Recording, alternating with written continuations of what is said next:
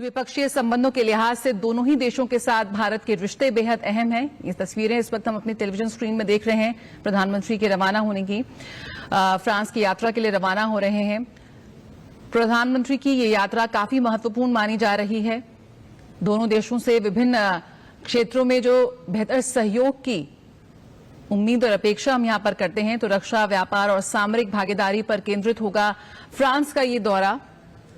और प्रधानमंत्री Modi Paris France में राष्ट्रपति इमैनुअल मैक्रो के साथ एआई एक्शन शिखर बैठक की सह अध्यक्षता यहां पर करते हुए नजर आएंगे। और बैठक में नैतिक एआई प्रशासन और वैश्विक विनियामक ढांचे पर भी विशेष चर्चा होगी।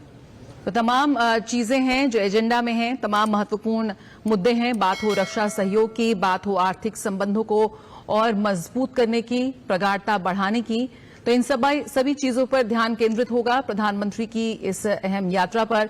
एआई एक्शन समिट की सह अध्यक्षता यहां पर करेंगे। प्रधानमंत्री मार्शल भी जाएंगे, जहां वे मजारगस वार सिमेट्री में प्रथम विश्व युद्ध में मारे गए भारतीय सैनिकों को श्रद्धांजलि देंगे। और राजनयिक संबंधों को मजबूत करने के लिए नए भारतीय वाणिज्य दूतावास का भी वो उद्घाटन करेंगे। और प्रधानमंत्री की फ्रांस की यात्रा को लेकर वहां मौजूद भारतीयों में भी काफी उत्साह है। एआई जो समिट है वो भारत फ्रांस की साझेदारी के लिए एक महत्वपूर्ण अवसर होगा।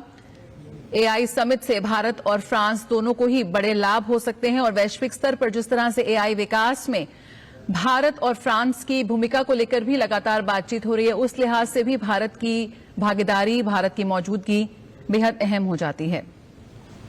उम्मीद कर सकते हैं कि इस सम्मेलन में नई एआई नीति या समझौते की घोषणा होने की भी उम्मीद हो सकती है।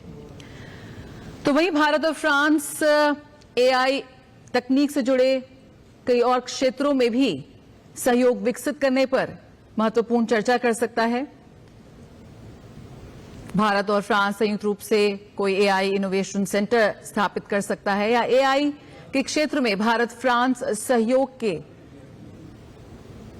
बढ़ने की पूरी तरह से संभावना है। एआई स्टार्टअप्स की बात करें या टेक्नोलॉजी कंपनीज की बात करें, तो इस बढ़ते सहयोग से कई नए अवसर खुलते हुए भी नजर आएंगे।